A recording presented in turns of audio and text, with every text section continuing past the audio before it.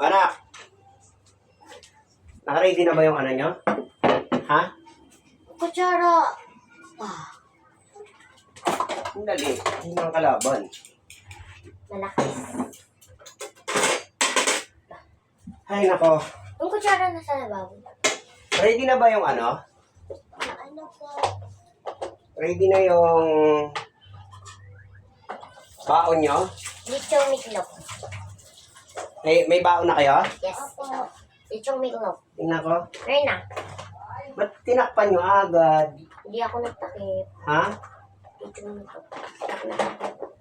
Para hindi mainitan. Oh. Kain na.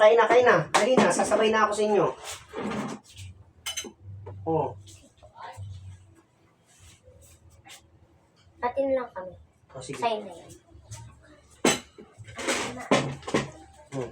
Lichong miklop. Ang ulam natin. Monay, umupo na dyan.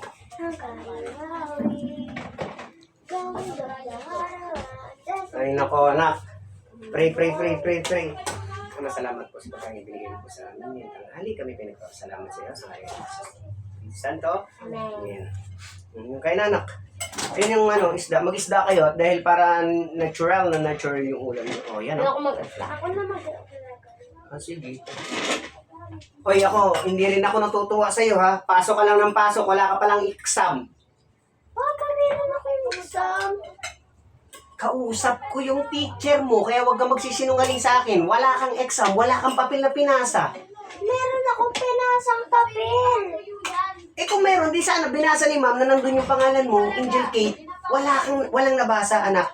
Hindi ka nag-exam. Saan ka nagpunta? Hindi ka pumasok, no? Nag-exam po ako. Kung nag-exam ka, asan yung papel mo na pinasa? Pinasa ko, nagmamadali kasi si teacher, kaya pinasa ko na. Pinasa mo na talaga. Opo. Eh, syempre, nagmamadali si teacher dahil hindi naman po pwedeng kayo ang antayin. Kung ano sinabi ni teacher ng oras na pagka finish or not finish, papasa talaga ang papel.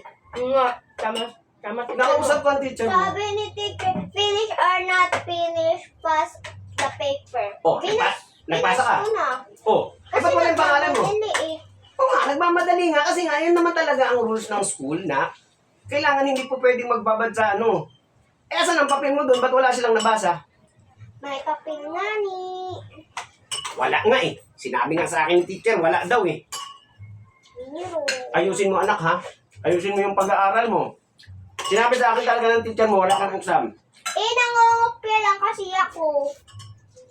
Eh, kahit nangopya ka, di ka ba may papel ka?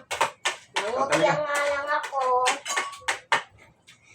Nagmamadali kasi si teacher, kaya ako nangopya sa kaklase ko kay Sophia, kaya nakopya ko rin pati pangalan niya. Ayun.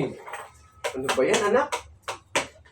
Sa sobrang pagmamadali, pati yung pangalan ng classmate mo, kinopya mo. Opo. Nangungopya ka na rin lang, pati pa pangalan, hinahuli ka pa. Ay naku, bagta ka na naman. Talaga yan ako, Ako nung bata pa ako, nangungopya ako. Yung kung ano yung answer na tama, yun ang kukopyahin ko. Pero mali yung nangungopya, dapat talino lang ang ginagamit. Tapos ikaw, grabe naman anak, pati yung pangalan ng... Kaya pala sinabi ni teacher, si Sophia daw, natalino kasi dala-dalawa exam niya. Yung pala yung isa doon na papel sa'yo. Opo. Okay. Ano ba yan, anak? Mag-aral mabuti ha, hindi yung puro kopya. Ano ba yan? Ano yung? Pwede. Bawal pa. Pwede